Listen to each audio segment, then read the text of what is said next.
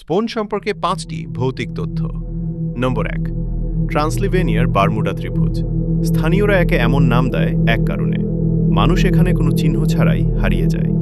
কেউ কেউ কয়েকদিন পরে ফিরে আসে, কোথায় ছিল তার কোনো স্মৃতি নেই।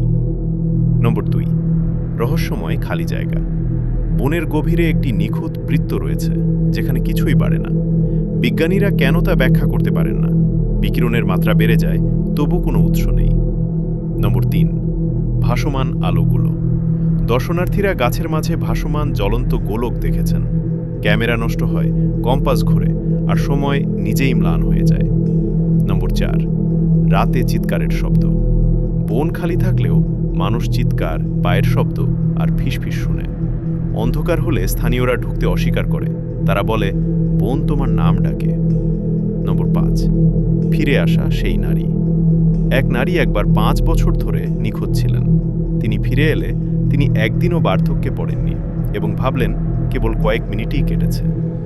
কিছু বন জীবন্ত থাকে, এই বনটি হয়তো আপনাকে মনে রাখে। আরও ভৌতিক গল্পের জন্য